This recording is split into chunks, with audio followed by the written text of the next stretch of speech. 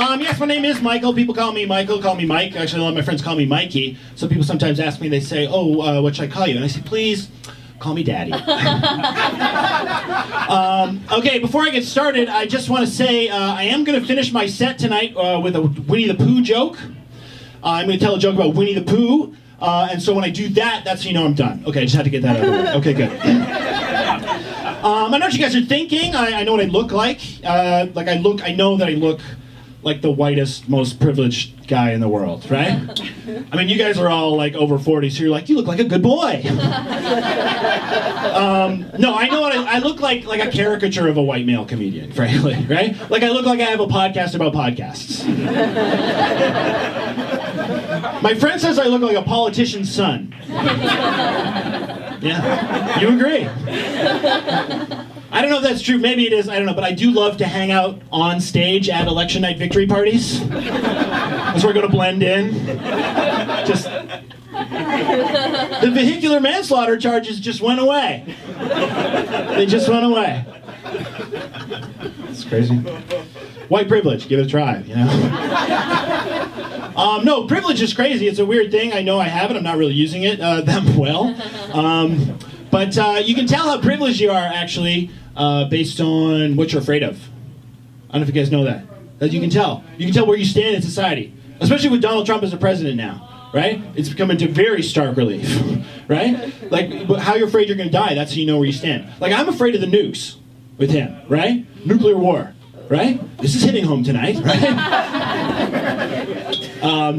No, because that's what I'm afraid. I'm afraid Don's going to tweet something, right? China's going to be like, no, no, no. The nukes are going to go, and that's it. Like, that's what scares me about him, right? But I realize that makes me privileged, right? Because in America right now, black people are afraid of getting shot and killed by the police, right? Like, Muslims are afraid of getting killed in a hate crime. I'm afraid, I guess, that if we all die, I'll be there too.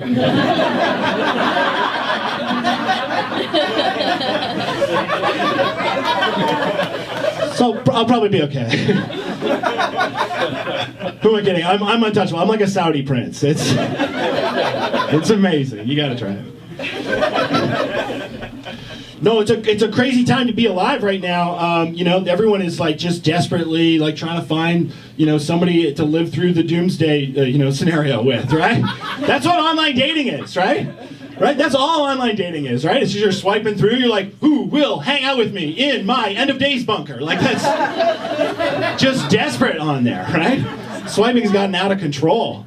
But I don't know if you guys have tried online dating. Anybody here a millennial? No, you guys aren't. I can tell from looking through the front area. Everyone's parents came tonight. That was very nice of you guys. This is a showcase. Online dating, we all know we maybe have heard about it, right? We all know the problem with this. This is not new territory, right? But we all know that the big problem with those online dating apps is that you can't tell from somebody's profile whether or not they're a white supremacist. There's no way to know from the profile. You can't tell, right? I don't know if you've had this problem. I had this problem. I matched with a girl on one of those apps, right? In her profile, she seemed nice, right? She seemed tolerant, right? Her bio said she worked at the bank. I was like, the bank would never hire a bad person. But I learned very quickly, no, actually, she was kind of a bad person. She was kind of a white supremacist. I don't know if she knows that she's a white supremacist, right? Like, I don't think she identifies that way, but she was, like, saying a lot of things that made me think maybe she was, right? Like, she said that her type was white guys with light eyes. Light eyes are the words she chose specifically, right? She said a lot of wacky shit, but the one thing that really tipped it off for me that she was probably a white supremacist is that she said that she wouldn't sleep with LeBron James. But she does think Donald Trump's sons are very attractive. So I was like, no, I cannot be in this Venn diagram. You know? So I said, that's it, I'm done with the whole thing. I'm going to delete Aryan Mingle off my phone. Folks! It's a joke.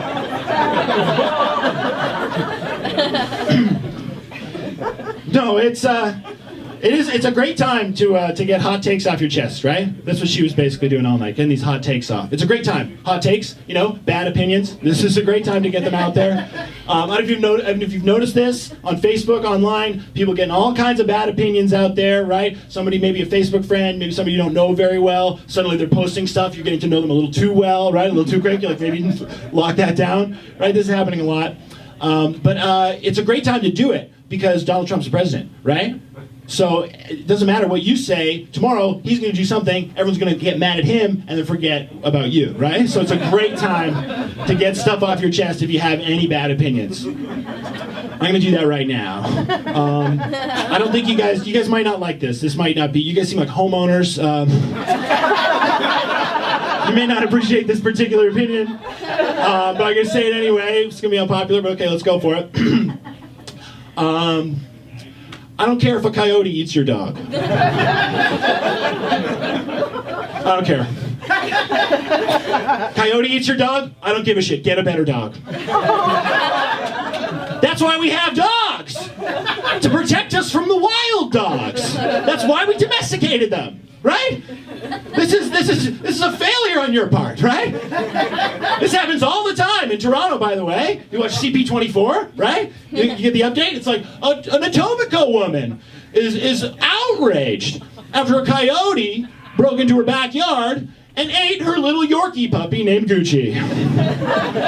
6 times a year this happens. And she's always upset. She's befuddled. She thinks, I don't know, the police or like an army of dog catchers should be roaming the streets protecting her. I was like, no, this is your fault. You're the one who moved out into the middle of nowhere. You moved out into coyote territory. Right? This is you. And then you went to your backyard, which is a ravine, by the way. And you started throwing bait back there. Small animals. That's what they eat.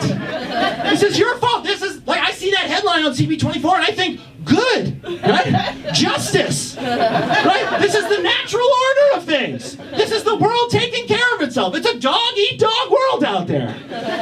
You have to take some responsibility in this situation, right? Like, that's like if you left a bunch of honey in your rabbit's den and then you got surprised when a Pooh Bear gets stuck in the front door. Okay, thank you.